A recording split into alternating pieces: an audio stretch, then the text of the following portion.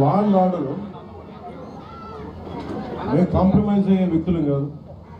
ఎవరిని తప్పులు చేసి క్రిమినల్ యాక్టివిటీస్ ఎవరిని వెనకేసుకున్నాం అది మీ అందరికీ తెలుసు.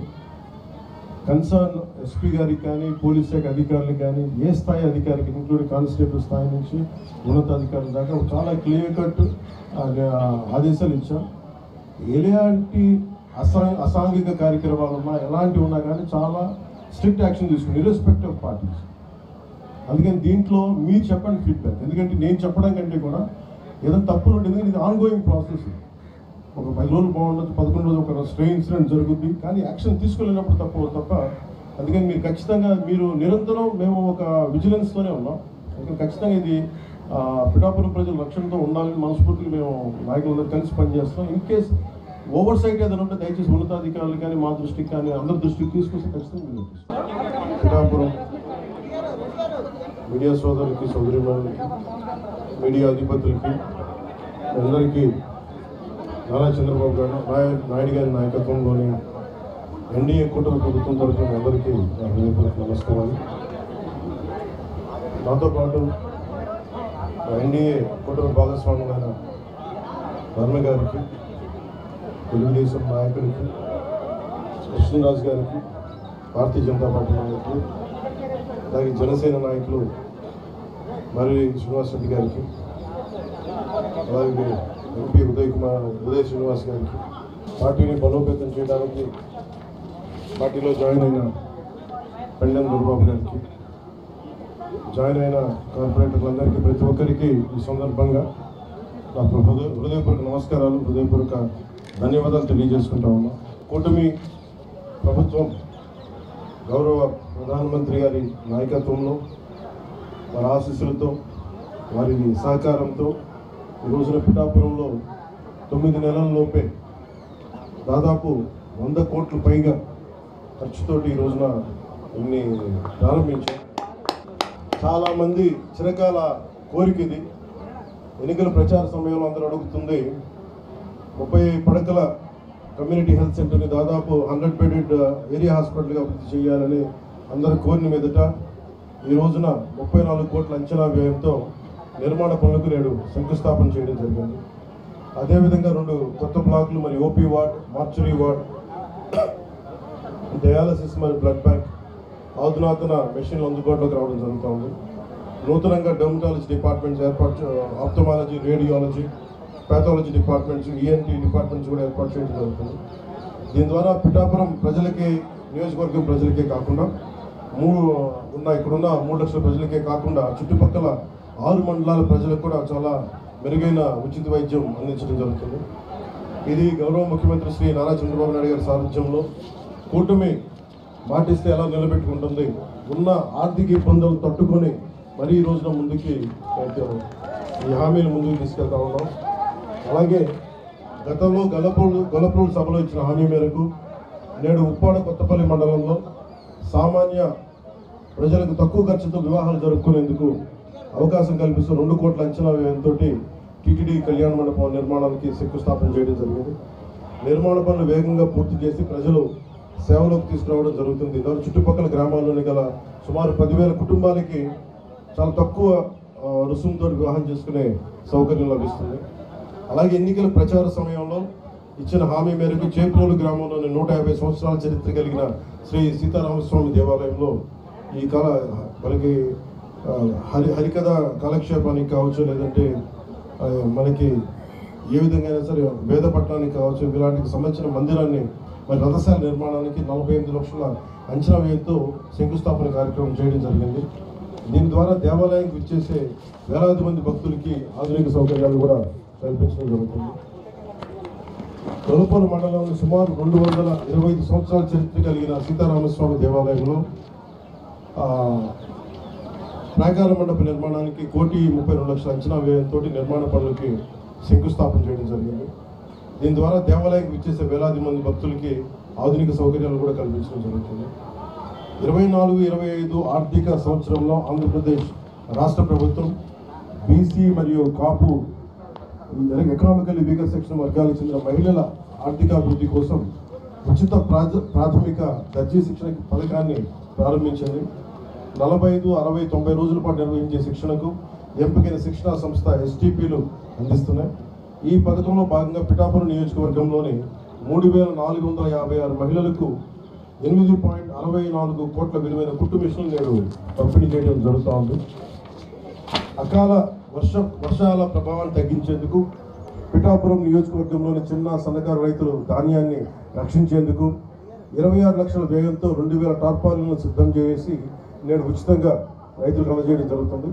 ఇందులో 1,000 టార్పాలిన్లు 13 లక్షలు ONGC వారి కార్పొరేట్ సోషల్ రెస్పాన్సిబిలిటీ నిధులతోటి, మరో 1000 టార్పాలిన్లు జిల్లా నిధులతోటి సమకూర్చడం జరుగుతుంది.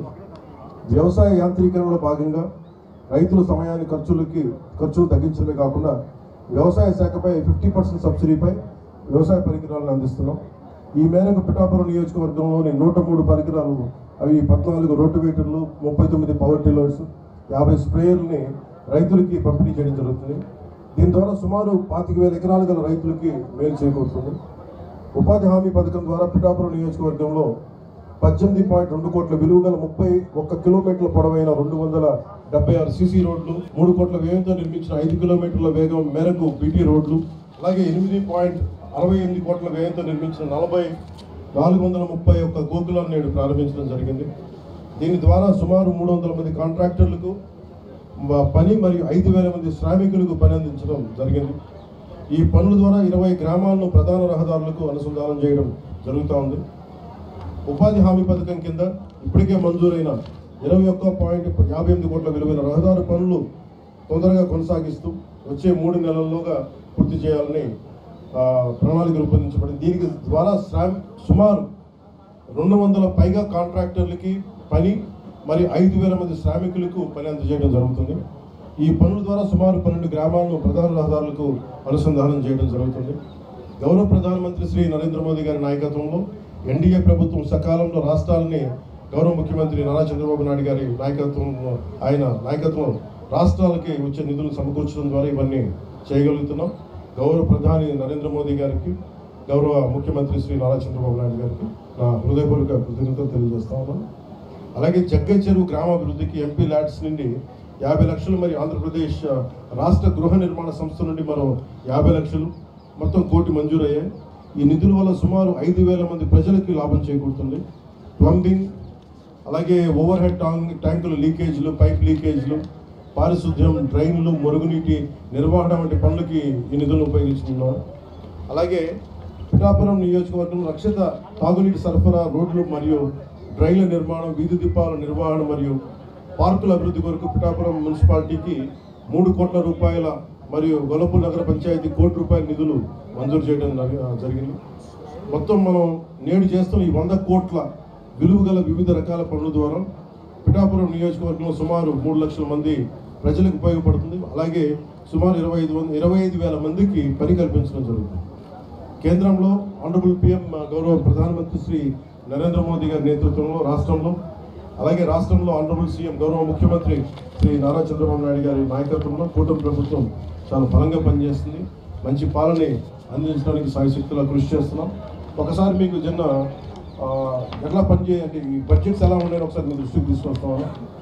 అప్గ్రేడేషన్ ఆఫ్ ఎగ్జిస్టింగ్ ఏరియా హాస్పిటల్కి బడ్జెట్కి వాల్యూ ఆఫ్ వర్క్ వచ్చి 34 కోట్లు.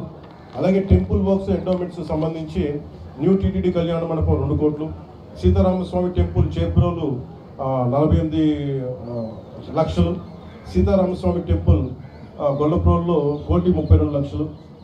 అలాగే అగ్రికల్చరల్ ఇంప్లిమెంట్స్కి సంబంధించి